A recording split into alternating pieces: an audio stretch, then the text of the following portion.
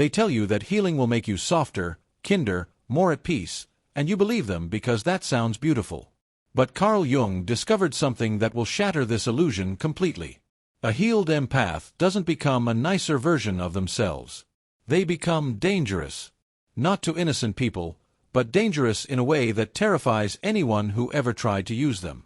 Let me show you what Jung called the most unexpected transformation in human psychology.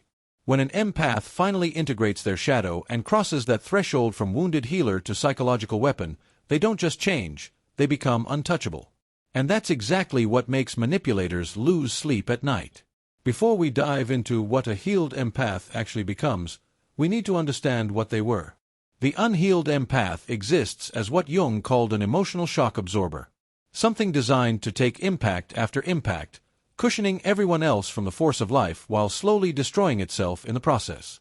These individuals spent years absorbing everyone's emotional chaos.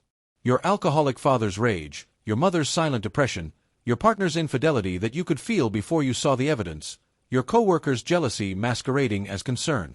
You absorbed it all, not because you wanted to, because your nervous system was built to pick up every frequency within reach. Jung called this unconscious participation. You weren't just feeling your own emotions.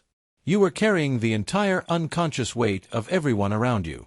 Their shadows, their denied pain, their unprocessed trauma. All of it poured into you like you were some kind of cosmic dumping ground for human suffering.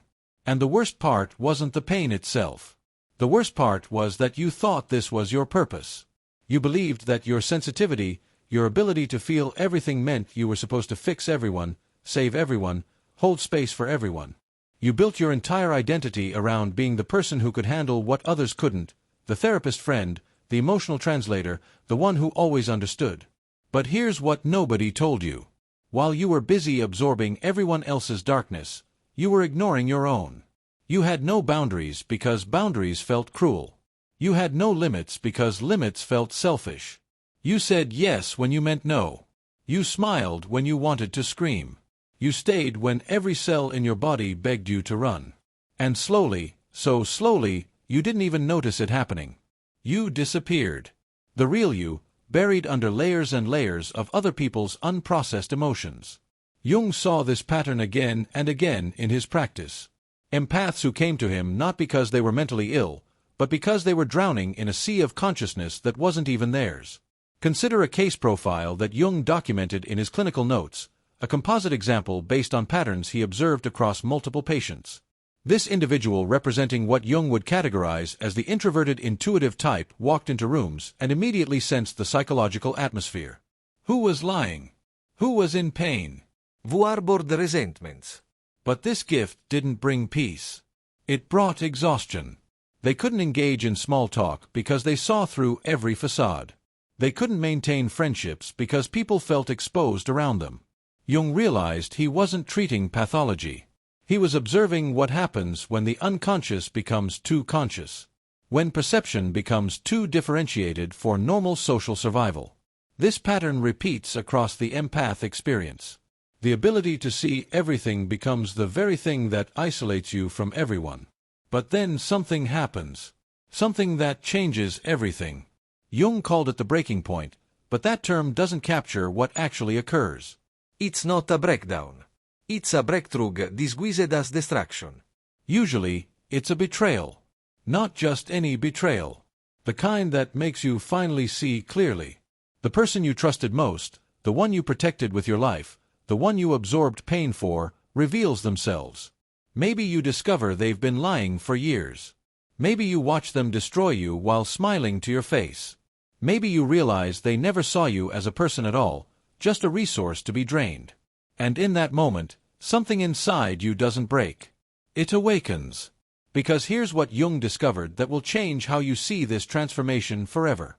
That breaking point isn't when the empath loses their mind. It's when they finally start trusting it. You see, all those years you spent absorbing everyone's emotions. You were doing something else, too. You were studying, cataloging, mapping human behavior with the precision of a master strategist.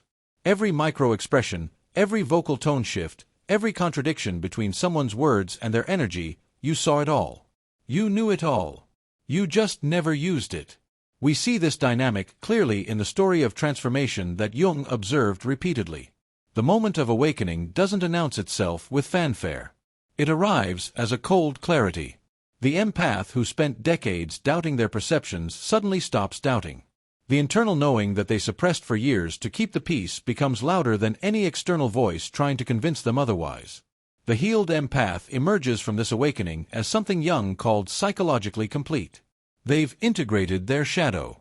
And their shadow isn't evil. It's every quality they were told to suppress. Their intelligence, their rage, their ability to say no, their willingness to let people fail, their capacity to walk away without explanation, their talent for seeing through manipulation in real time. When these aspects integrate, when the empath finally owns every part of themselves, three distinct stages unfold. Empaths aren't broken. They're alchemists in progress.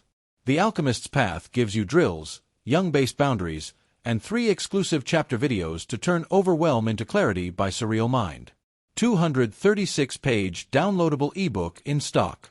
Begin now at the Surreal Mind.com. Choose when to engage and when to walk away. And they make these choices without guilt, without explanation, without the need to justify themselves to anyone. To people who earn their trust, who show up with integrity, who respect boundaries, the healed empath is an oasis, safe, nurturing, deeply present. But to manipulators, energy vampires, and people who refuse to do their own inner work, the healed empath becomes a fortress. Impenetrable, unmoved by tears that aren't genuine, unbothered by rage that's meant to control, unimpressed by sob stories designed to extract sympathy. This shift from nice to kind is crucial. Nice is about avoiding conflict, maintaining appearances, making others comfortable at your own expense. Kind is about doing what's actually helpful, even when it's uncomfortable. The healed empath stops being nice, but they become profoundly kind. Kind enough to let people face the consequences of their choices. Kind enough to refuse to enable dysfunction. Kind enough to say no without apology. And here's what makes this stage so powerful. The healed empath's selectivity isn't based on judgment.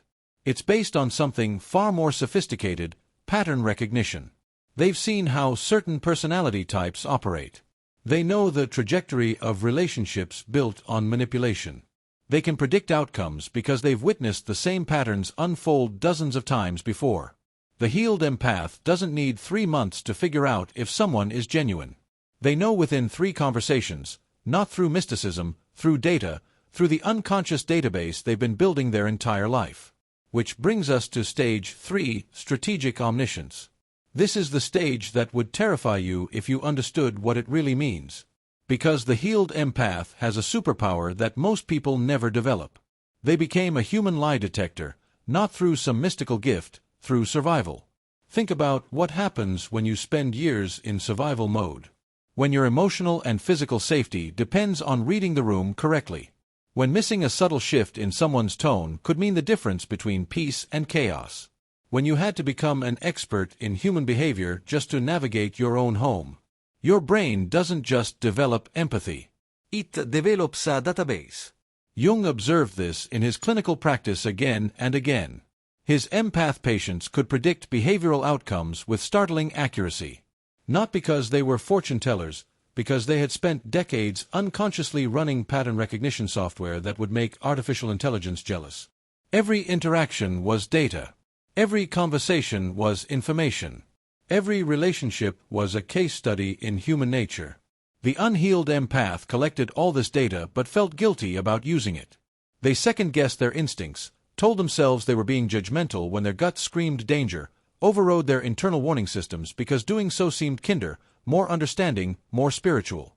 But the healed empath trusts that database completely. When every cell in their body says this person is lying, they don't need evidence. They don't need proof. They already know and they act accordingly. Every micro-expression that preceded an outburst, every vocal pattern that signaled deception, every behavioral sequence that ended in betrayal, you logged it all. And now, after integration, after the awakening, you have conscious access to that database. You see the game before it starts. Someone sits across from you with a smile and within 30 seconds, you know. You know they're lying about where they were last night. You know they're about to ask for money they won't pay back. You know they're setting up a manipulation 3 moves ahead. You don't know because you're psychic. You know because you've seen this exact pattern play out 100 times before. The micro-expressions never lie. The energy never lies. The behavioral sequences never lie. This is what Jung meant by differentiated perception. The healed empath doesn't just feel more than others. They process emotional and psychological information at a level most humans never reach. They're operating with a framework that took years of pain to develop, but now functions like a sixth sense. And here's the twist that makes this truly dangerous. The healed empath understands manipulation mechanics perfectly. They could manipulate you easier than the narcissist ever could. They know exactly which buttons to push, which wounds to exploit, which fears to activate. They have the blueprint. They have the skill. They have the knowledge. But they choose not to use it destructively. Jung spent years studying why some empaths integrated their power benevolently while others turned it into a weapon. He found the difference came down to one thing: conscious choice. The healed empath who maintains their integrity makes a daily decision to use their gifts for good. They see the shortcuts. They know how easy it would be to manipulate their way through life. They recognize that their understanding of human psychology gives them unfair advantages in almost every interaction, but they refuse to take those advantages. Not because they're weak, because they're strong enough to choose a harder path, strong enough to win without cheating, strong enough to influence without manipulating. This restraint, this conscious choice to be ethical when you could easily be effective through manipulation, is what Jung called moral courage. It's easy to be good when you lack the capacity for evil. It takes a completely different level of development to have the capacity for manipulation and choose truth instead. This is where Jung's concept of the individuated person comes in. The person who has integrated both light and shadow, who has the capacity for both profound compassion and ruthless precision, who can be gentle or fierce depending on what the situation requires. The healed empath becomes what Jordan Peterson calls a monster under control, someone capable of incredible damage who chooses benevolence. This choice, this conscious decision to use power wisely, is what separates the healed empath from the manipulator. Both see the game. Both understand the mechanics. Both could win at psychological chess. But the healed empath plays a different game entirely. They're not trying to control you. They're trying to protect their own peace. And that makes them infinitely more powerful than anyone trying to dominate. Because when you're not attached to controlling outcomes, when you're not invested in changing people who don't want to change, when you're completely comfortable walking away from anything that disturbs your peace, you become immune to guilt trips, immune to manipulation, immune to the chaos that used to pull you under. The manipulator needs you to react. The healed empath doesn't need anything from you.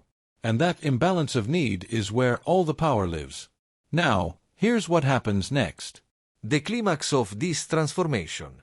The moment when everyone around the healed empath has to make a choice. Because the healed empath's new state of being creates a ripple effect that forces evolution or revelation in every relationship they have. Family dynamics that function through enabling suddenly collapse. Not because the healed empath is destroying anything, but because they stop being the load-bearing wall that held up a dysfunctional structure.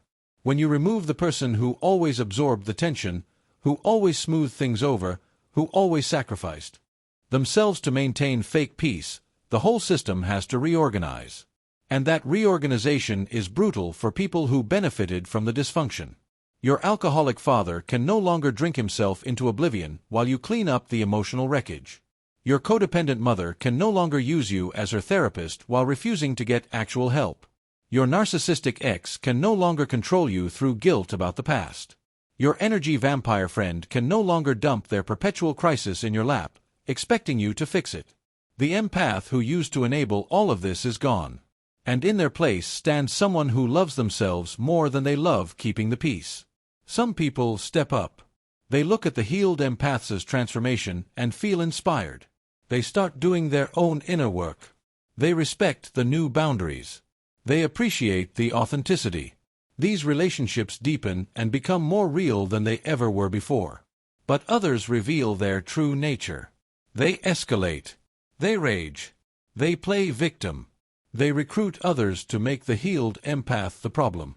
Because if the healed empath is the problem, they don't have to change. And this is where the healed empath's real power shows. They don't defend. They don't explain. They don't try to convince anyone of their worth. They just observe. They watch people reveal themselves through their reactions and they make decisions accordingly, not with anger, not with bitterness, with clarity. This is Jung's concept of conscious participation in action.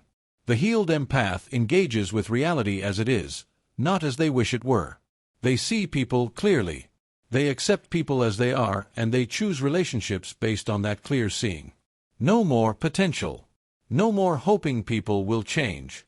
No more sacrificing for connections that drain rather than nourish. The healed empath becomes capable of profound love because they're no longer afraid of profound loss. They can let go of anyone who doesn't align with their truth. And that freedom makes them magnetic to healthy people and repulsive to toxic ones.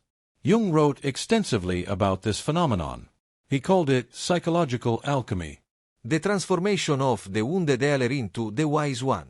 The person who descended into darkness, integrated what they found, and emerged with gifts that can help others heal through modeling what integration looks like. Because here's the final truth that Jung discovered. The healed empath's greatest gift isn't their ability to absorb pain. It's their living proof that integration is possible. That you can feel everything and still have boundaries. That you can see the worst in humanity and still choose compassion. That you can be powerful and peaceful at the same time. Your sensitivity was never a weakness. It was a weapon waiting to be forged. Every moment of pain, every betrayal, you were gathering data, building skills, developing the capabilities you needed to become psychologically untouchable. The goal was never to become less sensitive. It was to become consciously sensitive, to strategically take that empathic ability and combine it with wisdom and self-trust. To transform from an emotional shock absorber into a strategic force. This is what Jung called individuation. The transformative process of becoming whole, not perfect, not invulnerable, but complete. Someone who owns every part of themselves. The light and the shadow. The softness and the steel, the compassion and the capacity to cut ties without hesitation. You are not too much for this world. You're exactly what consciousness evolution requires. A person who can hold space for darkness without being consumed, who can love deeply without losing themselves, who can see through illusions while maintaining hope. The unhealed empath asks, why is this happening to me? The healed empath knows. It happened to forge you into something extraordinary. Someone who cannot be manipulated, cannot be guilt-tripped, cannot be pulled back into dysfunction. You were never meant to save everyone. You were meant to save yourself and in doing so become a template for integrated empathy. Not martyrdom, not self-sacrifice, but conscious choice, strategic compassion, empathy with discernment. This is the transformation Jung documented, but most people misunderstand. They think healing means